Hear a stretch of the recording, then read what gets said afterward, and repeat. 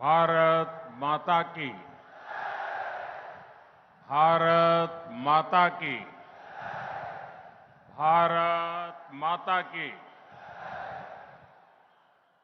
चराचरात वास करणारी गुरुदेव शक्ती या सभेला उपस्थित सर्व बंधू भगिनींना माझा जय गुरु। ये धरती अध्यात्म और राष्ट्रभक्ति के महासंगम की धरती है। यहां अप्रतिम बलिदानों पर बसे आष्टी गांव की प्रेरणा है।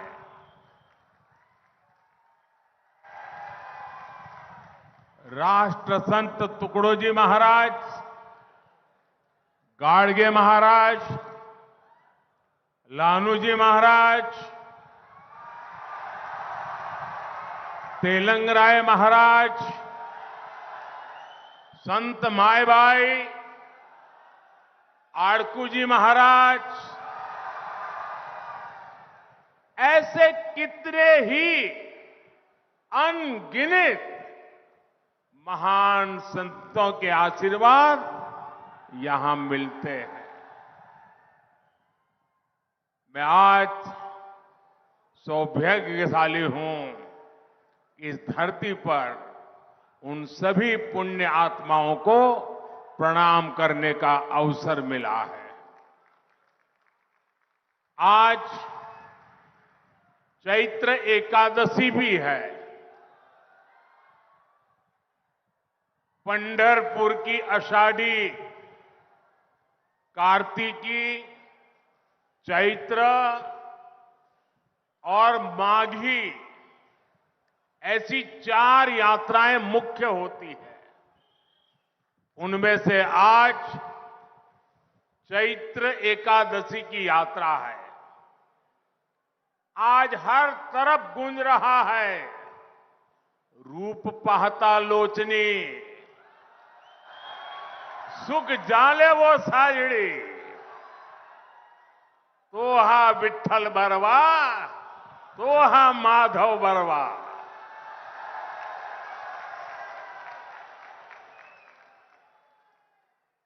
ऐसे पुण्य पर्व काल पर भगवान श्री विठ्ठल के चरणों में मैं शत शत नमन करता हूं, प्रणाम करता हूं।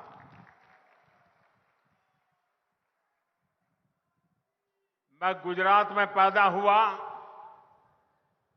तो स्वाभाविक है कि वर्धा और अमरावती से एक विशेष नाता भी रहता है। पूज्य बापू गुजरात की धरती में पैदा हुए और वर्धा उनकी कर्मभूमि रही है। विनोबा जी भी लंबा समय जीवन का बड़ौदा में बिता करके फिर यहां आए। साथियों, 2024 का ये चुनाव विकसित भारत, आत्मनिर्भर भारत के सपने को पूरा करने का चुनाव है। ये सपना आजादी से भी पहले बापू ने देखा था। इसलिए आज जब देश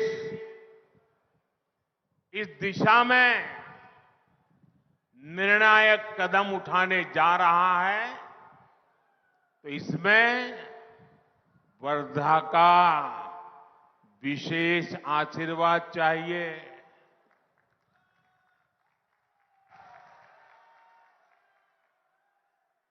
आज इतनी बड़ी संख्या में आपकी उपस्थिति, वर्धा और अमरावती का ये प्रचंड समर्थन ये बता रहा है कि विकसित महाराष्ट्र और विकसित भारत का लक्ष्य दूर नहीं है। और मैं देख रहा हूं जितने लोग अंदर है उससे ज्यादा लोग वहां बाहर खड़े हैं। और मैं वर्धा चुनाव सभा में पहले भी आया हूं, लेकिन इतना बड़ा जनसागर पहले एक बार भी नहीं था।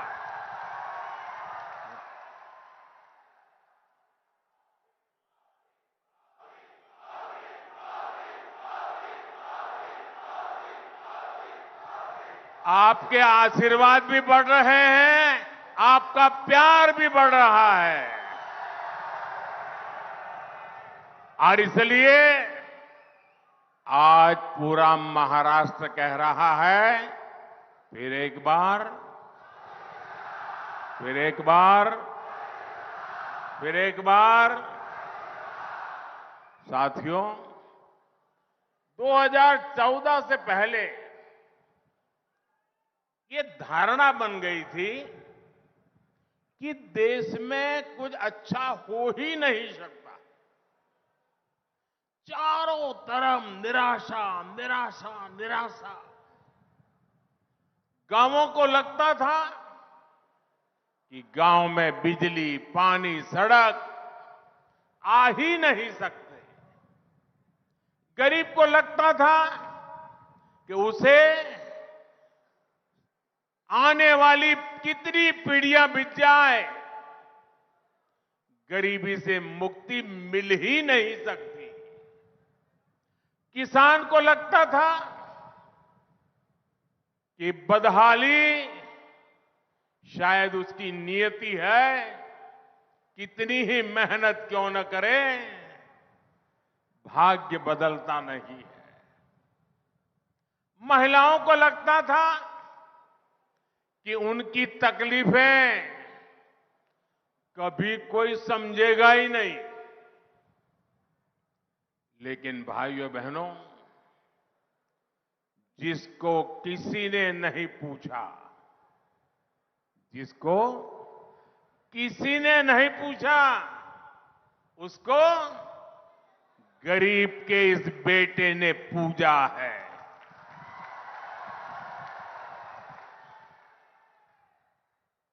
दस वर्षों में हमने 25 करोड़ लोगों को गरीबी से बाहर निकाला है।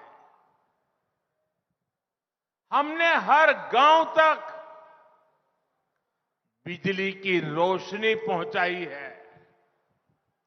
हमने देश के 11 करोड़ लोगों को पानी का कनेक्शन दिया है। 10 वर्षों में 4 करोड़ गरीब परिवारों को पीएम आवास मिला है। 10 वर्षों में 50 करोड़ से ज्यादा लोग बैंकों से जुड़कर अर्थव्यवस्था का हिस्सा बने हैं। और आज जब वर्धा आया हूं तो आप सबसे मैं एक प्रार्थना करना चाहता हूं। करूं?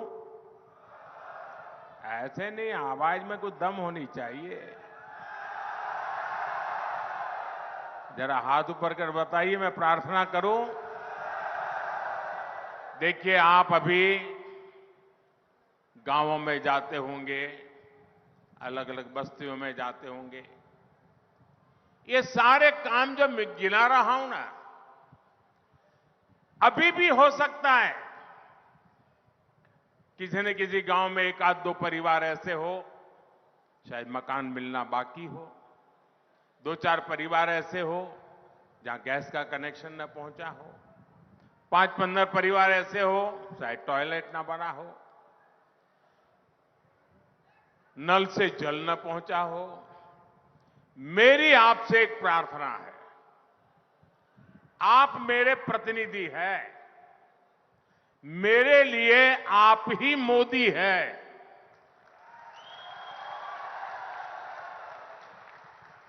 तो जब भी आप जाएं और ऐसे लोग आपके ध्यान में आए तो उनकी सारी डिटेल लिख लीजिए और मुझे जरूर भेजिए और उनको कह दीजिए कि मैं मोदी की तरफ से आया हूं, मोदी की गारंटी लेके आया हूं कि जब मोदी तीसरी बार आएंगे तो तुम्हारा जो मकान बनना बाकी है वो पूरा हो जाएगा, तुम्हें जो नल से जल मिलना बाकी है वो आ जाएगा। तो मेरा एक काम कर दोगे, क्योंकि मुझे हर किसी की सेवा करनी है और आप मोदी बनके मेरी मदद करिए, करेंगे? साथियों, आज आत्मविश्वास से भरा ये देश अब मोदी की गारंटी देख रहा है।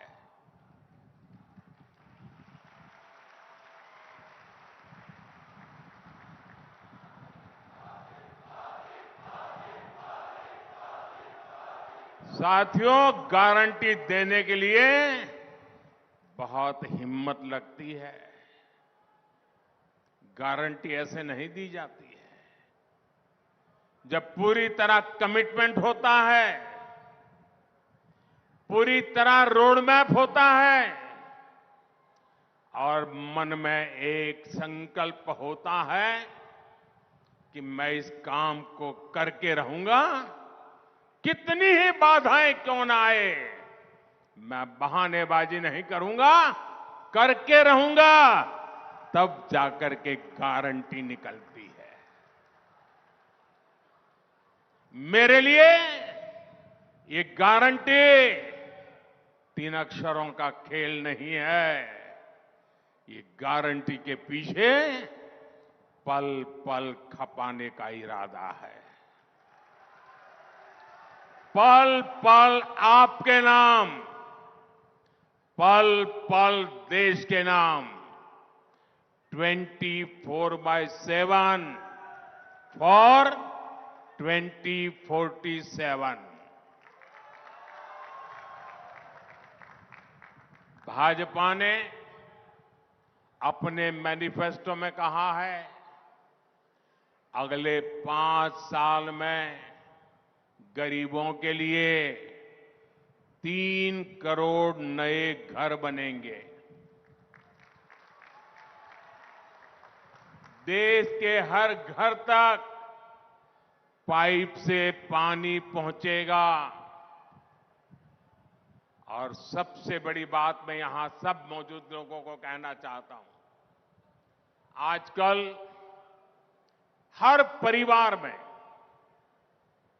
कोई अपवाद नहीं होता है, हर परिवार बुजुर्ग मां बाप होते हैं, दादा दादी होते हैं, चाचा चाची होते हैं और घर में जो कमाने वाले लोग होते हैं, जो काम करने वाले लोग होते हैं, उनके सामने रोजमर्रा की जिंदगी भी होती है, उनके सामने अपने बच्चों के लिए कुछ करने का इरादा भी होता है और ऐसे समय अपने बुजुर्ग मां बाप का ख्याल रखना, और उनको कोई न कोई तो बीमारी उस उम्र में आ ही जाती है, दवाई के पीछे, अस्पताल के पीछे खर्चा होता है, तो ऐसे हर परिवार को इस बोझ से मुक्ति देने के लिए हर 30, 35, 40, 45 साल के उम्र के व्यक्तियों को अपने परिवार में अपने सपना पूरा करने के लिए बोझ ज्यादा न करना सहना पड़े, इसलिए मोदी ने गारंटी दी है कि हिंदुस्तान के हर परिवार के 70 से ऊपर की उम्र के जो लोग हैं, उन सबको 5 लाख रुपए तक मुफ्त इलाज की जिम्मेवारी मोदी की रहेगी। आप पर ये बोझ कम होगा। ये बोझ